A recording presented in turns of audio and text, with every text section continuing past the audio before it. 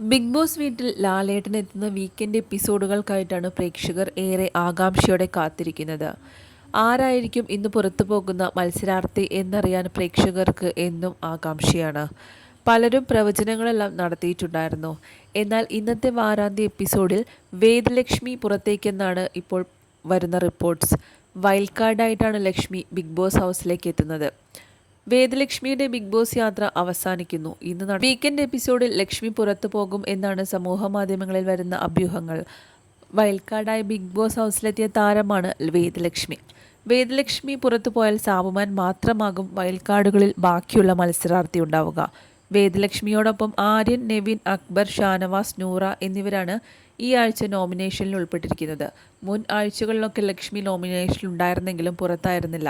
സ്വവർഗ പ്രണയത്തെയും LGBTQ സമൂഹത്തെയും എതിർക്കുന്ന ലക്ഷ്മിക്ക് അതുകൊണ്ട് തന്നെ ഹൗസിനുള്ളിലും പുറത്തും വലിയ എതിർപ്പ് ശക്തം തന്നെയായിരുന്നു.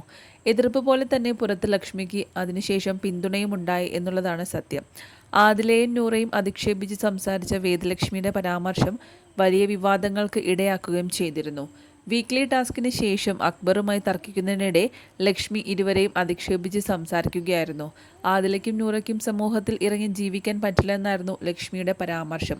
ജോലി ചെയ്ത് തന്നെത്താനെ നിൽക്കുന്ന 2 പേരാണെങ്കിൽ താൻ ബഹുമാനിച്ചേനെ. അങ്ങനെയുള്ളവരല്ല ഇവർ. അക്ബറിൻ്റെ വീട്ടിലേക്ക് പോലും കയറ്റാത്തവരാണെന്നും ലക്ഷ്മി പറഞ്ഞു. ആ ആഴ്ചയിലെ വാരാന്ത്യ എപ്പിസോഡിൽ മോഹൻലാൽ ഇക്കാര്യം ചോദിക്കുകയും ലക്ഷ്മിയെ വളരെ രൂക്ഷമായി വിമർശിക്കുകയും ചെയ്തിരുന്നു. എന്നാൽ ലക്ഷ്മി തൻ്റെ ആ സ്റ്റാൻഡിൽ തന്നെ ഉറച്ചു നിൽക്കുകയായിരുന്നു. എന്നാൽ പിന്നീട് വരുന്ന എപ്പിസോഡുകളിൽ ആദിലയോടും നൂറയോടും ആ കാര്യത്തെക്കുറിച്ച് സംസാരിക്കുകയും അത് മാറ്റി പറയുകയും ചെയ്തിട്ടുണ്ട്. ലക്ഷ്മി ഹരിഹരൻ എന്നാണ് വേദലക്ഷ്മിയുടെ ശരിയായ പേര്.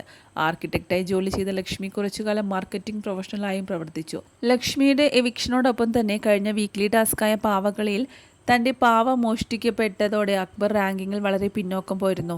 പാവമോഷണത്തിൽ വിഷമിച്ച അക്ബർ കരയുകയും ചെയ്തു. ആദിലയായിരുന്നു അക്ബറിൻ്റെ പാവ മോഷ്ടിച്ചത്. ഇത് ആദില പിന്നീട് അക്ബറിനോട് പറയുകയും ചെയ്തു. ഈ സംഭവത്തിൽ ഇന്ന് പരസ്യ വിചാരണ നടത്തിയിട്ടുണ്ട്. വാരാന്ത്യ എപ്പിസോഡിൽ ലക്ഷ്മി അക്ബറിൻ്റെ വക്കീലായി പാവ മോഷ്ടിച്ചയാളെ വിചാരണ ചെയ്യാനാണ് മോഹൻലാൽ ആവശ്യപ്പെട്ടത്.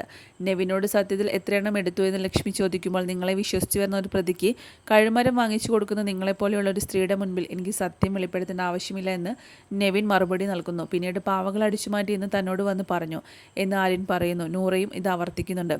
പിന്നീടാണ് ആദില എത്തുന്നത്. സത്യാവസ്ഥ എന്താണെന്ന് പറയാമോ എന്ന് ലക്ഷ്മി ചോദിക്കുമ്പോൾ, വക്കീലിന് ഇതിലൊരു പങ്കുണ്ടോ എന്നാണ് ഇപ്പോഴത്തെ എൻ്റെ സംശയമെന്ന് ആദില മറുപടി പറയുന്നുണ്ട്.